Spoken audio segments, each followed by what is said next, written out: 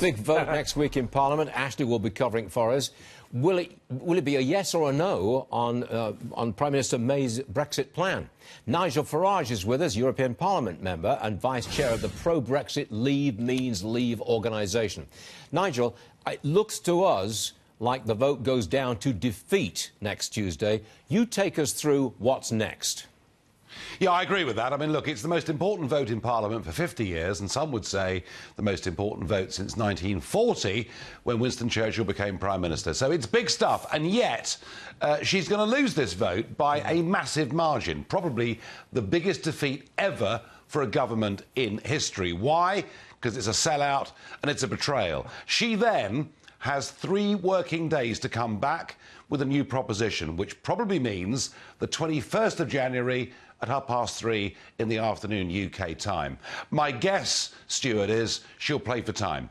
Again, even though there isn't much time left, she'll say, I'll go back to Brussels and try and renegotiate. The reality, in my view, is there is not a parliamentary majority to back up and endorse the referendum result of 2016. And if you ask me to put a bet on, I would say we're heading towards a stage where a big demand will come in Parliament for Article 50 to get extended. Namely, we would not leave at 11 p.m. on the 29th of March, but they'd kick the can down the road for a further 6 months or a year. And you hate that idea. I know you do. I mean, that's.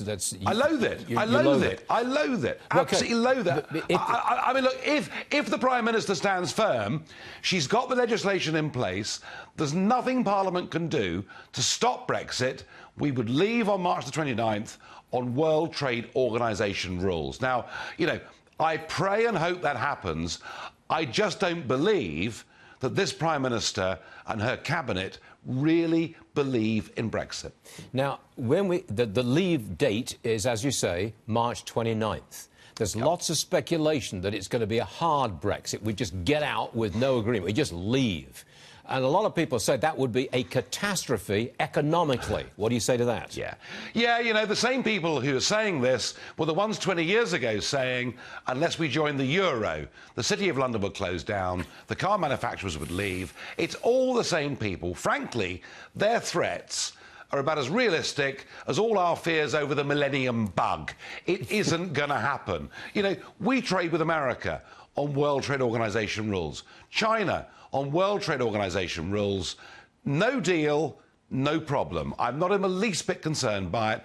And actually, in democratic terms, what leaving with no deal does, it delivers what Brexit voters wanted. So it is the only true democratic solution. OK, I'm going to read you a tweet from President Trump, and you'll be interested in this.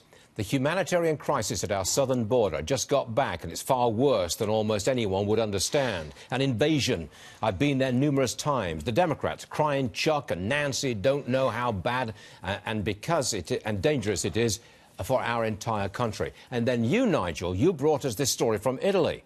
Police have arrested 15 people who they suspect tried to smuggle radical terrorists into the country by posing them as asylum seekers. I think you see a link between building the wall and what's happening in Italy, don't you?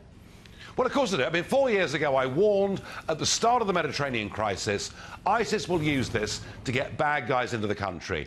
A ring was busted yesterday, run by a man who is a pro-ISIS supporter, whose aim is to get ISIS operatives into Europe so that they can kill us, maim us, and ruin our way of life. What better illustration is there?